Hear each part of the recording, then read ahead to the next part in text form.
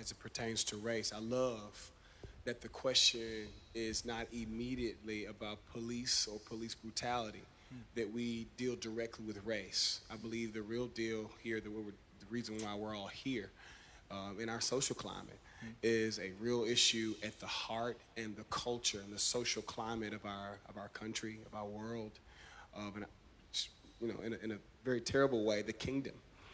So for me, my negative experience as it pertains to race will probably date back to my senior year of high school, which would have been 10 years this year.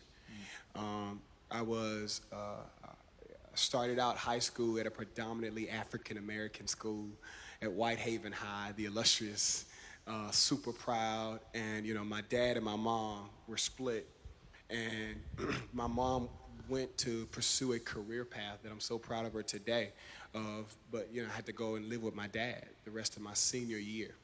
So I was ripped from Whitehaven High, a predominantly African American school, and I went to Brighton High School out in Tipton County. Imagine the culture shock. Imagine the culture shock there, right? So I became a part of the student council. I was very active at Brighton High School. I was loved by all of my teachers and my friends who were predominantly white. Their families embraced me. There's a white family with the same last name as mine, Hill, and they embraced me. I was a part of their own. But we got to a place of my senior year where we were getting ready to start our homecoming week.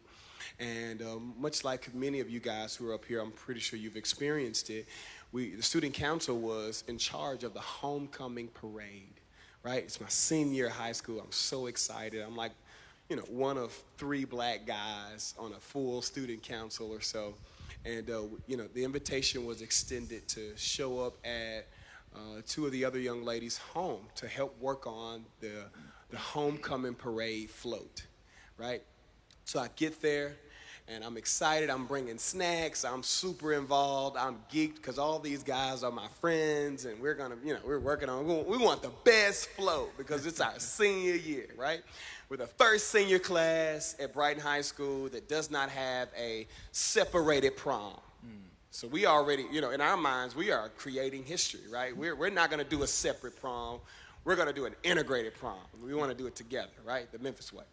I get to the house. We're excited about it. And I'm working on the float, everything that I would have purchased and brought. And, their dad comes outside. And the dad calls one of the daughters, they were twins, calls one of the daughters to the side and asks that daughter, what is he doing here? And who is he? Why is he here? And I'm acting as if, I'm trying my hardest to act as if I'm not hearing, what he's saying. But he is unashamedly, asking these questions. And he basically says he needs to leave. And, the 2 daughters pull me to the side and they say, Devante, we're going to change the location. We're going to probably change the location of where we're working on our float. And, you've done a great job. Thank you for bringing everything, but listen, just to keep the chaos down, let's try it again tomorrow at the new location. And I remember getting into my car.